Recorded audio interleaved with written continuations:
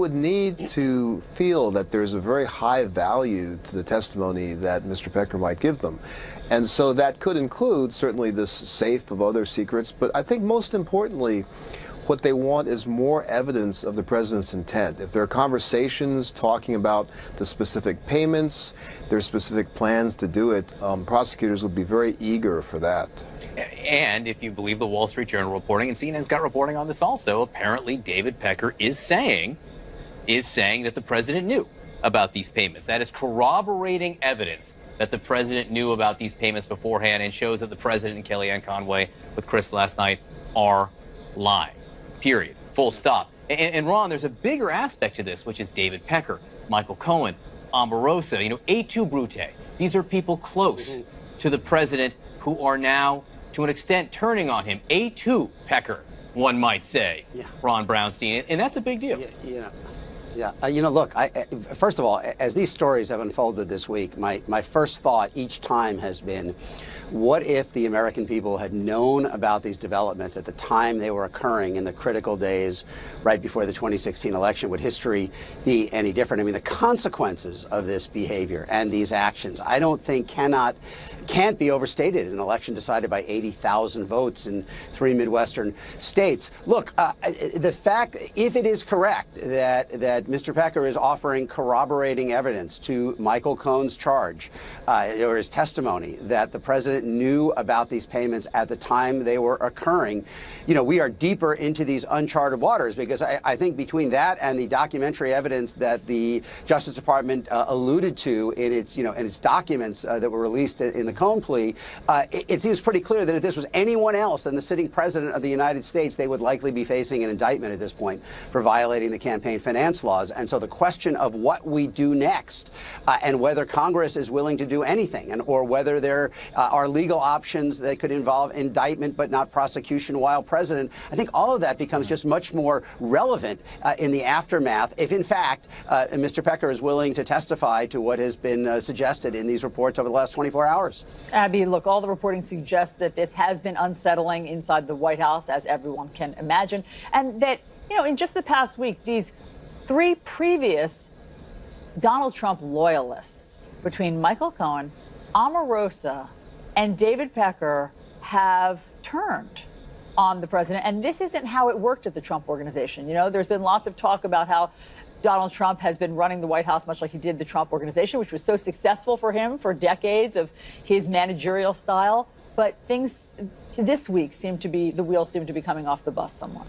Yeah, absolutely. I mean, it seems almost like the peeling back of an onion. You have layers upon layers of things that are being unveiled to the American public, but also we shouldn't underestimate the degree to which there is some surprise, a lot of surprise among people who work for the president now about what was going on behind the scenes, about the potential damage that all of these successive stories can have.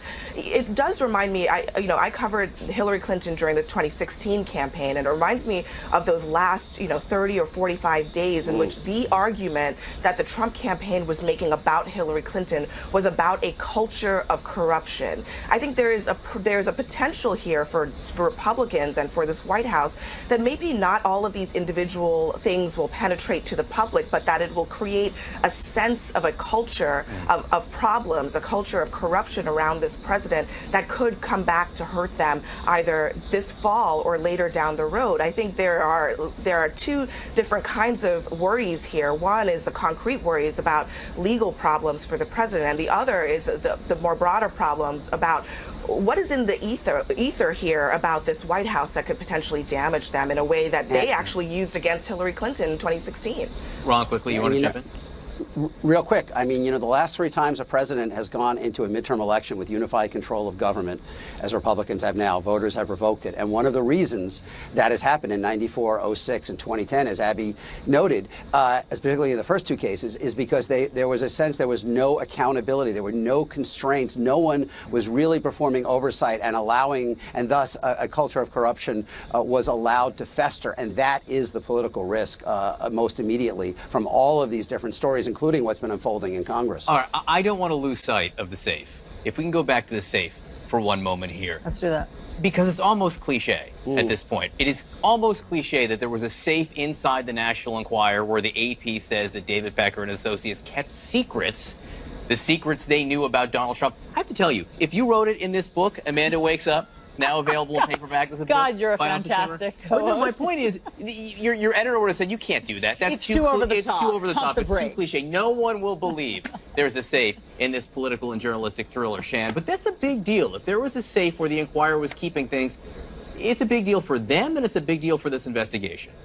Oh, it absolutely is. I'm certainly curious if that safe is still around any place and where the contents went. It's also quite just remarkable that there is a safe of dirty material on the President of the United States. I mean, that's all by itself. That's just an enormous security risk when you think about that. And, to Abby's point, the sort of culture of corruption, there's an unprecedented number of people getting immunity, getting cooperation deals, not to mention the guilty pleas. And that just really adds up to just this enormous taint that is settling into the administration. Hey, Shan, why do you think that is? I mean, why do you think these people are getting immunity, especially in the case of Michael Cohen? If they're going to follow the Justice Department guidelines that a sitting president can't be indicted, why give immunity to David Pecker for just that one count if you have Cohen and all this other stuff?